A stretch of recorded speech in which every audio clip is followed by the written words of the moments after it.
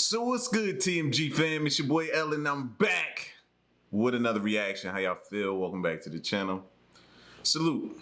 Now, yes, I'm still one of the biggest losers in the world. Why? Because I still have yet to go to Vegas. What's wrong with me, y'all? What is wrong? I still have not made it to Vegas, bro. Gotta get out there, man. And I keep saying it. And we always end up going somewhere else. It ain't like I just sit home. Y'all know that. But we end up going somewhere else. I gotta make Vegas I gotta get out to Vegas, bro. You know what I mean? I just gotta experience that atmosphere once at least. So, but until I get there, man, why not get a history or geography lesson in how Las Vegas exists in America's driest desert? We're gonna check it out, find out. All right, so if you're new, hit that subscribe button, join the family. And here we go.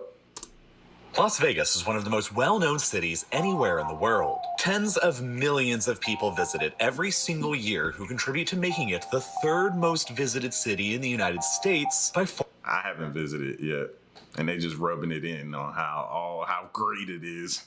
Foreign tourists, just behind New York and Miami. Las Vegas receives so many foreign tourists that it beats out many other major tourist hotspot cities across the world, like Los Angeles, Chicago, Shanghai, Barcelona, Berlin, Vienna, and even Venice. In order to accommodate all of these visitors, Las Vegas possesses a truly impressive hospitality arsenal of around 150,000 hotel rooms, which is more than any other city on the planet has got. And this is despite the fact that Las Vegas itself is a relatively young city, having only existed for a tad longer than a century and with a relatively small metropolitan population of only a little more than 2.2 million people, which only ranks it as the 26th largest city in the United States. But Las Vegas's size and age are irrelevant factors to the massive volumes of tourists who arrive here every single year. For them, they almost all come for just one single thing: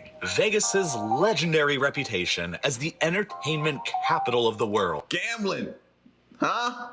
For y'all on the craps table, that's what me saying. Y'all on the craps table, gambling. Me, roulette, baby.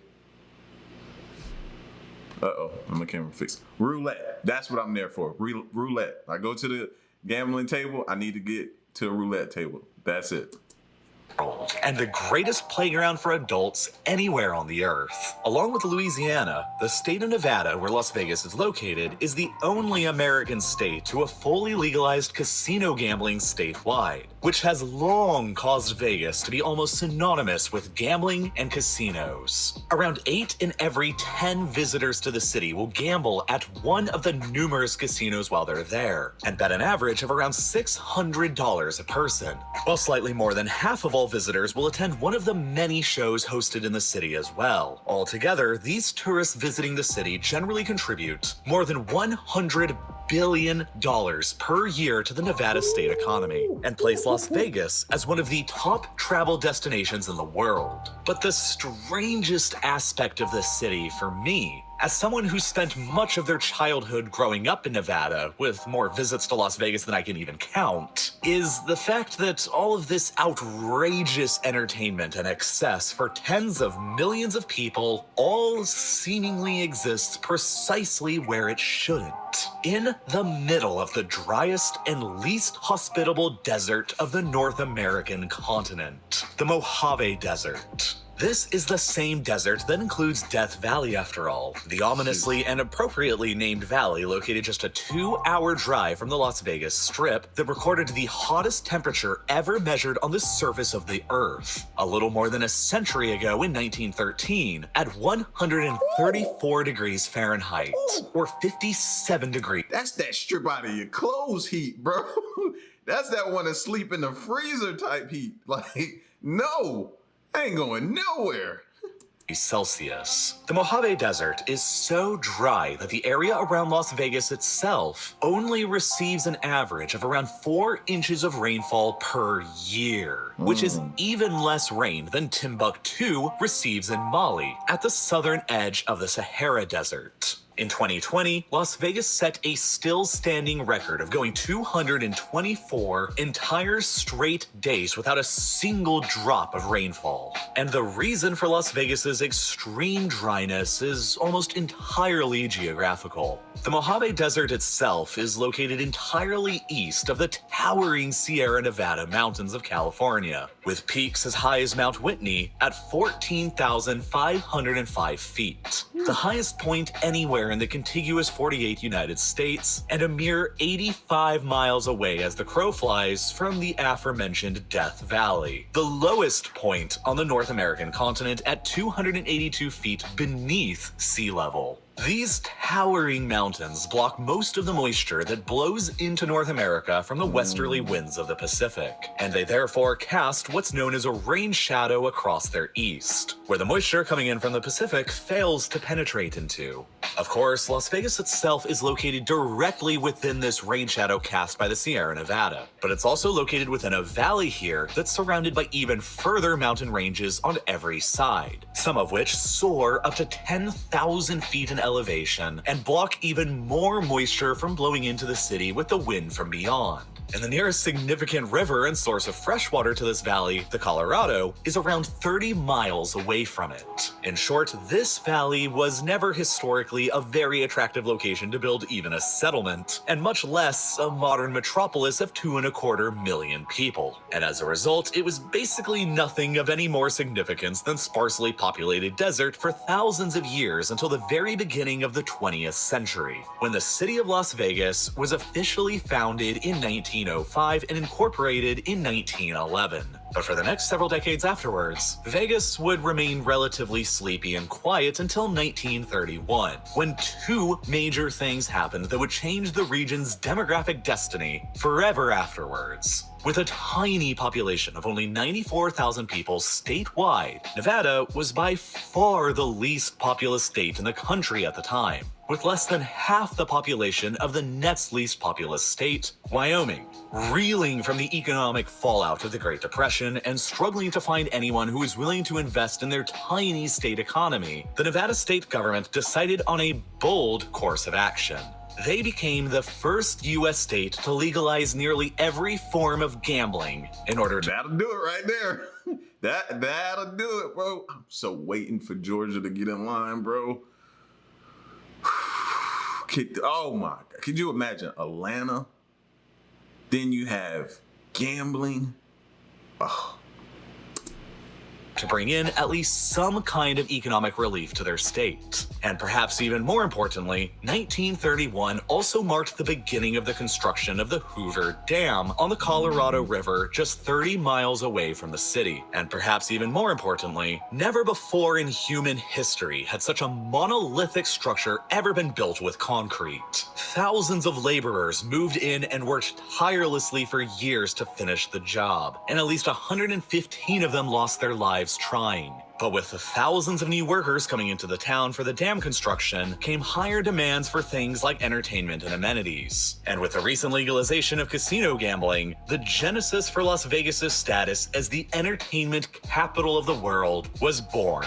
When the dam was finished in 1936, it created the largest water reservoir in the entire United States just behind it, in the form of Lake Mead, and granted the southwestern United States the ability to generate enormous amounts of electricity through hydropower. The Colorado River is ideally suited for hydroelectric power generation owing to its large flow and steep gradient descending from its source high up in the Rocky Mountains of Colorado towards the lower elevations of the Mojave and Sonoran deserts. With massive volumes of water pumped to the city directly from Lake Mead and massive amounts of electricity from the dam, investment finally began pouring into Las Vegas and its unique entertainment industry following the Second World War, and the population began to steadily increase. By 1960, Las Vegas had finally overtaken Reno to become Nevada's most populous city with 64,000 people, and the population would roughly double from there over the next decade to more than just that aerial shot right here. You see this aerial shot right here?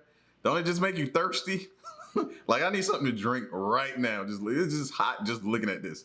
125,000 people by 1970. More people than lived in the entirety of Nevada just 30 years previously from then back in 1940. Between 1990 and 2000, the population of Las Vegas roughly doubled again. And by the close of the 20th century, Las Vegas had earned the distinction of being the most populous city in North America that was founded within the same century, just like Chicago had been during the 19th century. But as Las Vegas's fortunes and population continued to soar, so too did the demand in the region for the area's sparse supplies of water. With its crippling lack of rainfall, the population of Las Vegas and southern Nevada is overwhelmingly dependent upon Lake Mead and the Colorado River that feeds it from the snowmelt of the Rocky Mountains, accounting for some 90% of all the city's fresh water today. Back in the 1920s, prior to the construction of the Hoover Dam, the 7 American states that control territory within the Colorado River's basin agreed to the Colorado River Compact, an agreement that divided control of the waters within the basin amongst all 7 of the states. The upper states of Colorado, Utah, Wyoming, and New Mexico would be entitled to roughly half of the Colorado River's water, while the lower states of California, Arizona, and Nevada would be entitled to the other half, with nearly 59% of that half going to California, 37% to Arizona, and just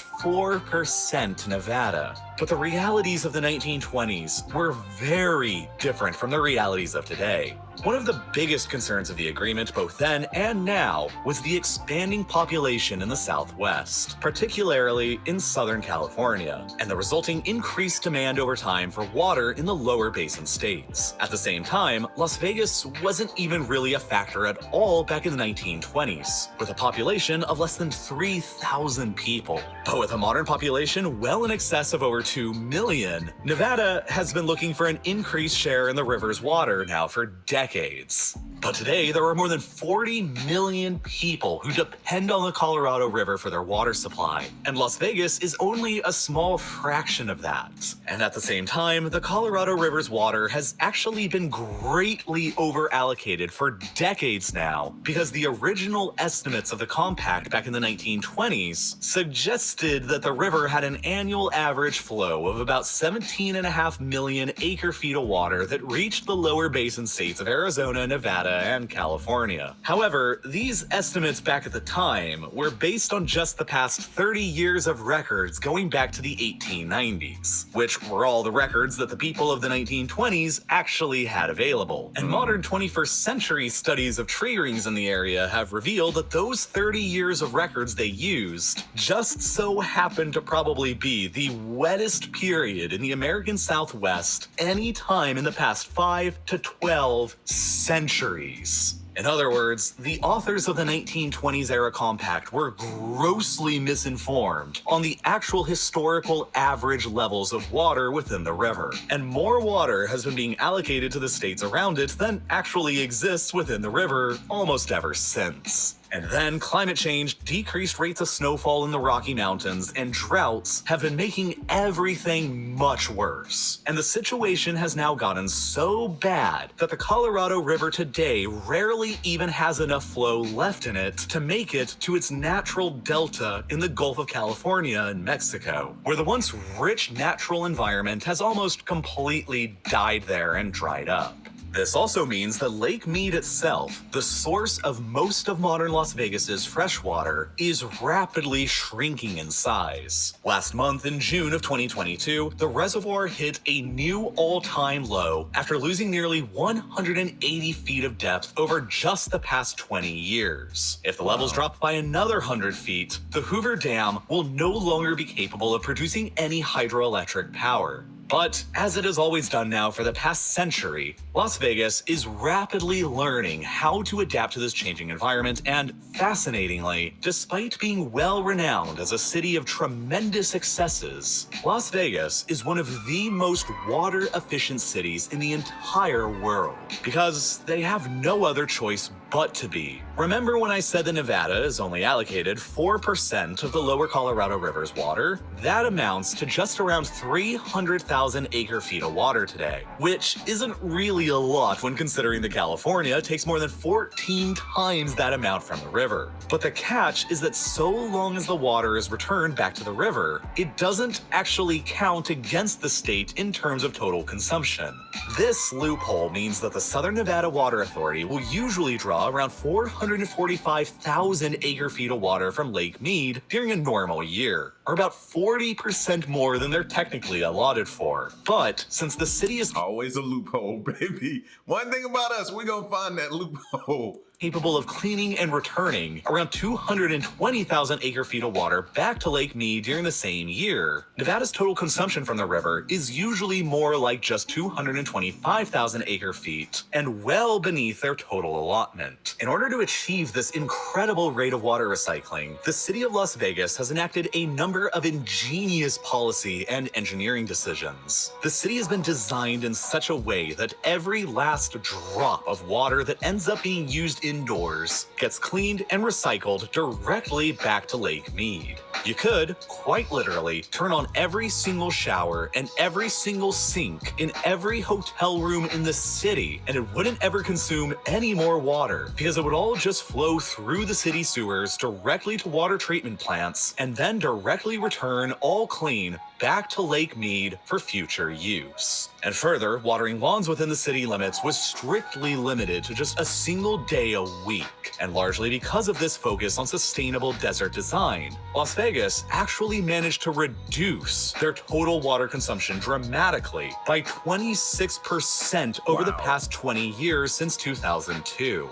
Despite having added an additional 750,000 new residents to the total population of the city over the same time period. And they aren't finished reducing their water consumption either. The first type of law of its kind in the United States, Las Vegas banned non-functional and decorative grass in the city last year in 2021 to save even more water. Grass has been getting torn out across city-owned property across Las Vegas ever since, and it's going to make an enormous difference.